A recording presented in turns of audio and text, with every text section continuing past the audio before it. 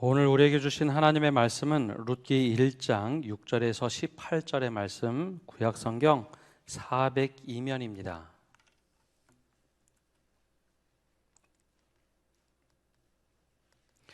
이제 하나님의 말씀을 봉독합니다. 그 여인이 모압 지방에서 여호와께서 자기 백성을 돌보시사 그들에게 양식을 주셨다 함을 듣고 이에 두 며느리와 함께 일어나 모압 지방에서 돌아오려 하여 있던 곳에서 나오고 두 며느리도 그와 함께하여 유다 땅으로 돌아오려고 길을 가다가 나오미가 두 며느리에게 이르되 너희는 각기 너희 어머니의 집으로 돌아가라. 너희가 죽은 자들과 나를 선대한 것 같이 여호와께서 너희를 선대하시기를 원하며 여호와께서 너희에게 허락하사 각기 남편의 집에서 위로를 받게 하시기를 원하노라 하고 그들에게 입맞춤에 그들이 소리를 높여 울며 나오미에게 이르되 아니니이다. 우리는 어머니와 함께 어머니의 백성에게로 돌아가겠나이다 하는지라. 나오미가 이르되 내 딸들아 돌아가라. 너희가 어찌 나와 함께 가려느냐. 내 태중에 너희의 남편 될 아들들이 아직 있느냐. 내 딸들아 되돌아가라. 나는 늙었으니 남편을 두지 못할지라. 가령 내가 소망이 있다고 말한다든지 오늘 밤에 남편을 두어 아들들을 낳는다 하더라도 너희가 어찌 그들이 자라기를 기다리겠으며 어찌 남편 없이 지내겠다고 결심하겠느냐. 내 딸들아 그렇지 아니하니라. 여호와의 손이 나를 치셨으므로 나는 너희로 말미암아 더욱 마음이 아프도다 하매 그들이 소리를 높여 다시 울더니 오르바는 그의 시어머니에게 입맞추되 룻은 그를 붙쫓았더라. 나오미가 또 이르되 보라 내 동서는 그의 백성과 그의 신들에게로 돌아가나니 너도 너의 동서를 따라 돌아가라 하니 룻이 이르되 내게 어머니를 떠나며 어머니를 따르지 말고 돌아가라 강권하지 마옵소서.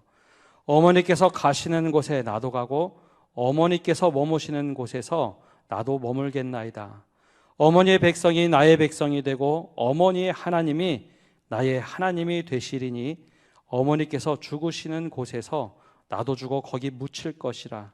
만일 내가 죽는 일 외에 어머니를 떠나면 여호와께서 내게 벌을 내리시고 더 내리시기를 원하나이다 하는지라. 나오미가 룻이 자기와 함께 가기로 굳게 결심함을 보고 그에게 말하기를 그치니라. 아멘. 오늘 말씀은 나오미와 룻에 관한 이야기입니다.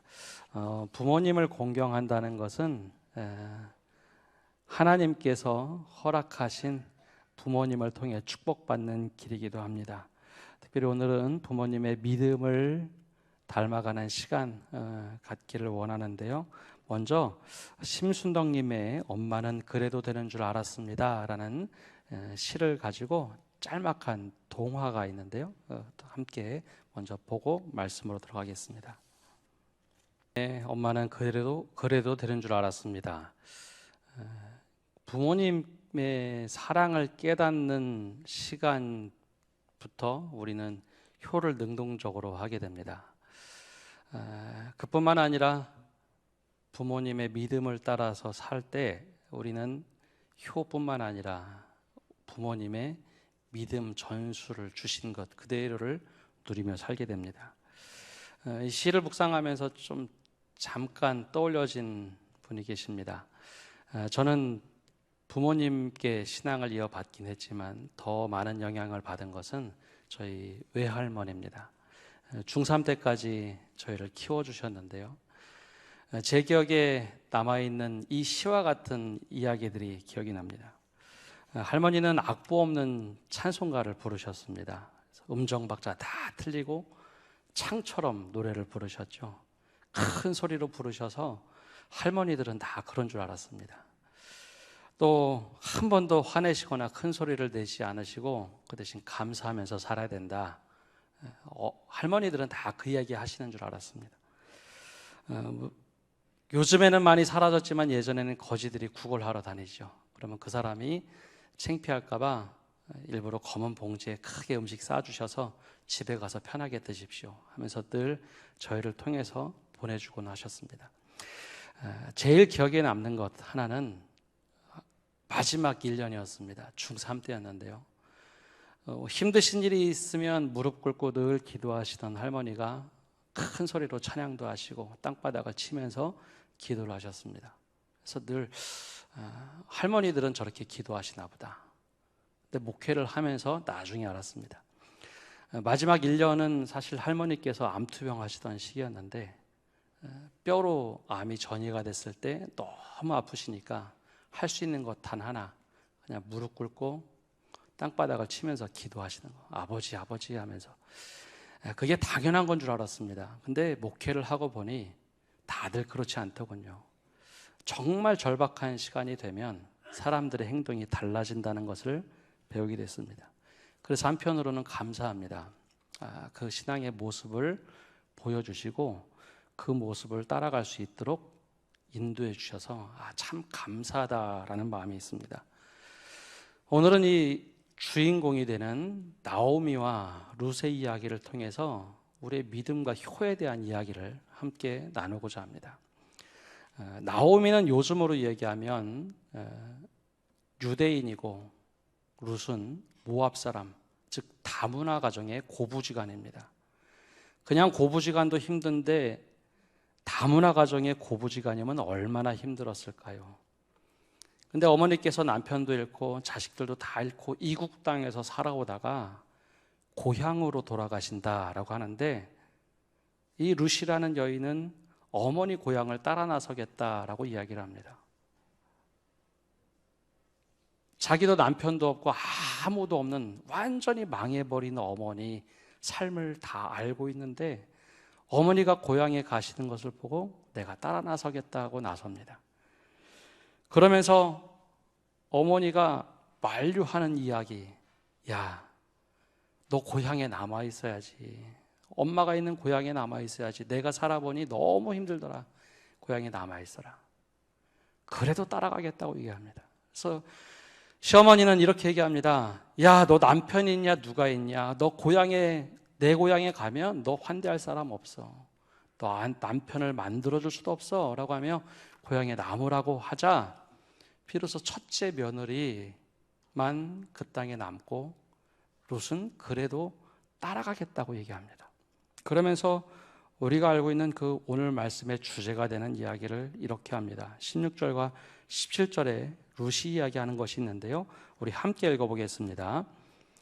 룻이 이르되 내게 어머니를 떠나며 어머니를 따르지 말고 돌아가라 강권하지 마옵소서. 어머니께서 가시는 곳에 나도 가고 어머니께서 머무시는 곳에서 나도 머물겠나이다. 어머니의 백성이 나의 백성이 되고 어머니의 하나님이 나의 백성이 되시리니 어머니께서 죽으시는 곳에서 나도 죽어 거기 묻힐 것이라. 만일 내가 죽는 일 외에 어머니를 떠나면 여호와께서 내게 벌을 내리시고 더 내리시기를 원하나이다 하는지라. 아멘. 사실 요즘 상식으로도 이해가 되지 않는 이야기죠.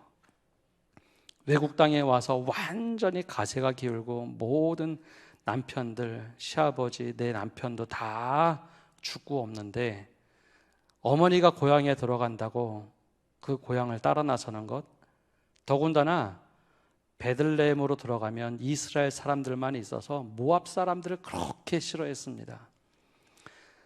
그런데 그 지역을 따라 들어간다는 것 있을 수 없는 일인데 룻은 웬일인지 그렇게 하겠다고 다짐을 하고 어머니를 따라 나섭니다.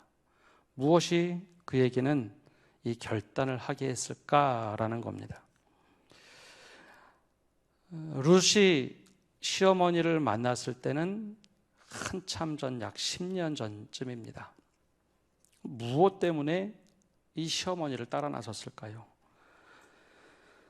가장 먼저 우리가 보아할 것은 룻은 시어머니의 삶을 온몸으로 보고 느끼고 경험했다라는 것입니다.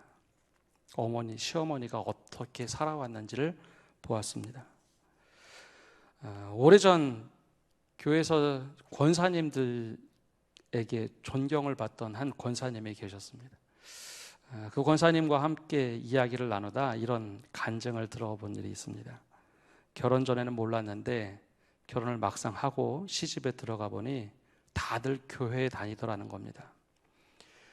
결혼 전까지 상견례 할 때도 남편이 교회 다니는 줄을 몰랐는데 결혼하고 보니 다들 교회를 다니는 집안, 남편만 제대로 안 다녔던 겁니다. 시어머니를 모시고 사는 상황에서 어머니가 강요는 하지 않았지만 분위기상 교회를 다녀야 될 것 같아서 교회를 다니기 시작했는데 처음엔 얼마나 어렵던지. 어느 날은 친구들과 모여서 시댁 이야기 꽃을 피웠습니다. 친구들 만나서 시댁 얘기하면 어떤 이야기 하시나요? 칭찬하시나요? 예, 시댁 흉보죠. 근데 한참 흉보고 있는데 우리 시어머니가 다르더라는 겁니다. 남들은 시어머니 흉보는데 내가 했던 얘기는 시어머니가 너무 잘해주는데 그게 그렇게 짜증이 나더랍니다. 너무 불편한 거예요. 그리고 시간이 흘러서 보니까 어느 순간에 그런 마음이 들었답니다. 야, 내가 나 같은 며느리 두면은 너무 힘들겠다. 그러면서 조금 시어머니의 모습이 눈에 들어오더랍니다. 그리고 시어머니가 돌아가실 때 자기가 장례식 때 가장 많이 울었노라 라고 얘기합니다. 그러면서 하시는 말씀이 이런 얘기입니다. 내가 남편을 만난 것보다 시어머니 만난 것이 내게는 축복이었다. 그러면서 내가 시어머니의 믿음을 따라가려면 전혀 그 발치도 못 따라가는 것 같다라고 하는 이야기를 하십니다. 근데 그분이 교회에서 권사님들 사이에서 아유, 저 권사님처럼만 살면 좋겠다 존경받는 분이었습니다. 그 시어머니는 삶으로 고스란히 보여줬던 것 같습니다. 뭐 말씀을 이렇게 읽어라, 신앙생활 이렇게 해라가 아니라 평생 그냥 말씀으로 살아내셨던 분. 오늘 시어머니 나오미에게 바로 룻과의 관계는 바로 그런 관계였습니다. 그럼 무엇이 그렇게 삶으로 보여준 것일까요? 나오미가 살던 시대는 사사시대 마지막이라고 오늘 룻기 1장 1절에는 나옵니다. 사사시대. 근데 사사시대라는 것이 각자 소견에 옳은 대로 행하였더라라고 칭하는 시대입니다. 이 이야기는 각자 내 이익이 되면 하나님을 이용하던 시대라고 번역도 합니다. 다들 그렇게 살아가는 시대에서 좋은 믿음이 나올 수 있을까요?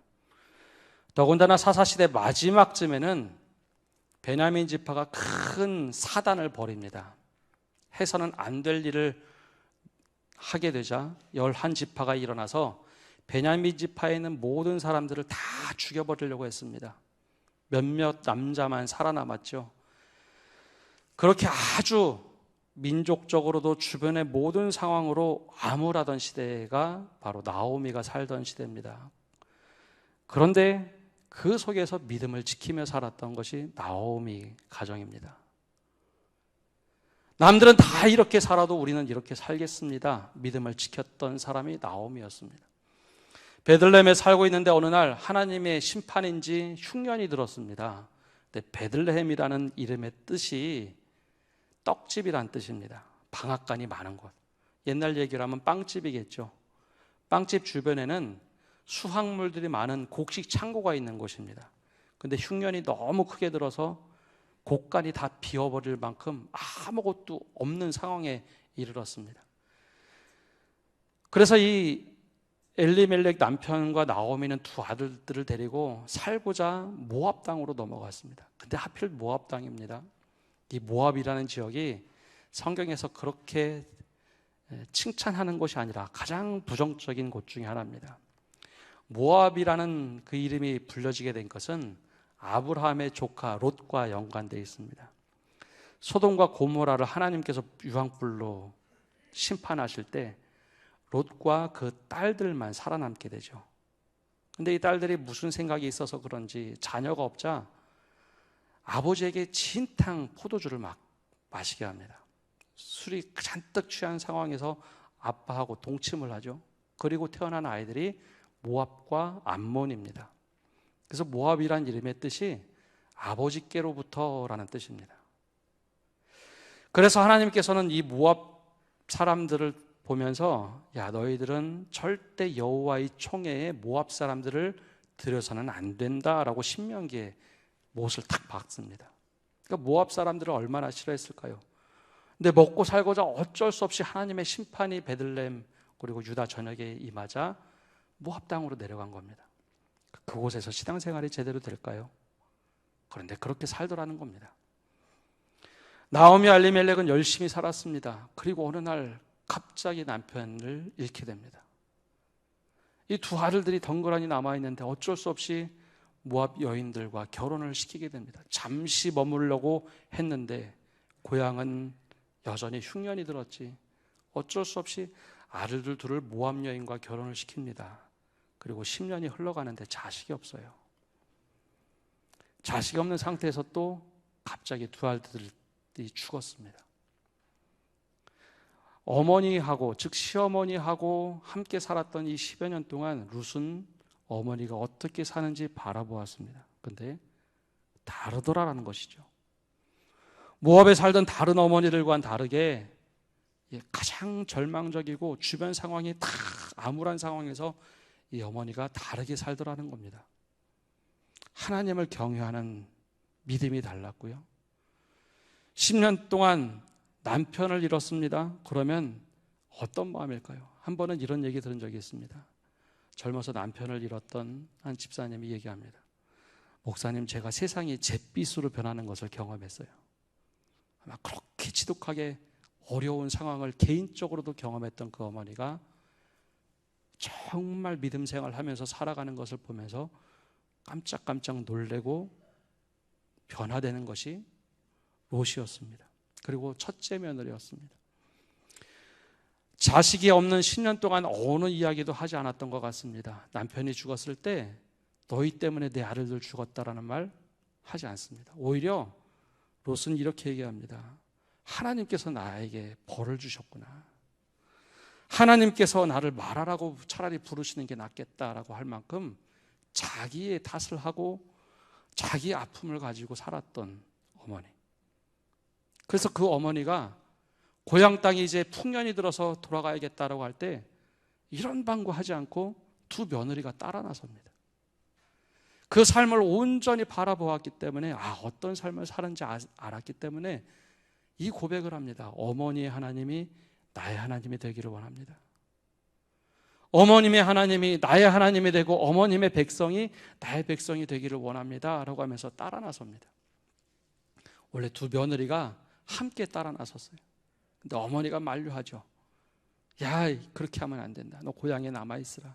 내가 하나님의 축복을 너에게 부어줄 테니 남아있으라. 그래도 롯이 어머니의 삶을 보면서 따라 나섭니다.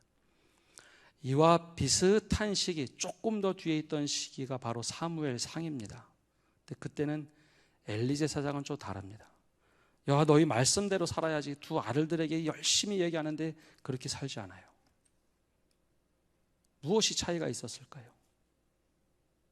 우리가 믿음대로 산다는 것은 바로 이런 겁니다. 삶으로 우리가 열심히 주님 섬기며 살다 보면 어느 순간에 자녀들이 깨닫는 순간 어머니가 경험했던, 아버지가 경험했던 하나님이 나의 하나님 되기를 원합니다 라고 고백하는 거예요.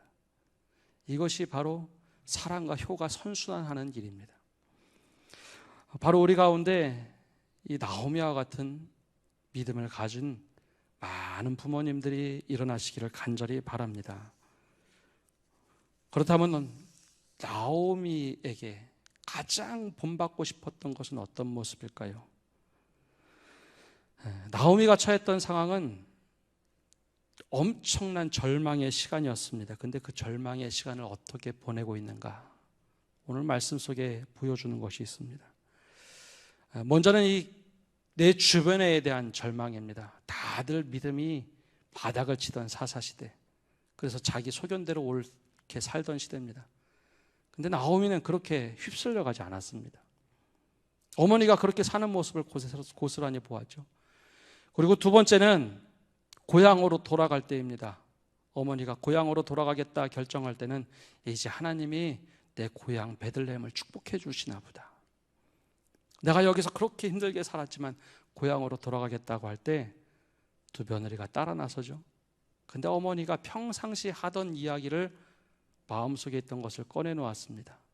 바로 절망 속에서 누군가를 축복하는 일입니다.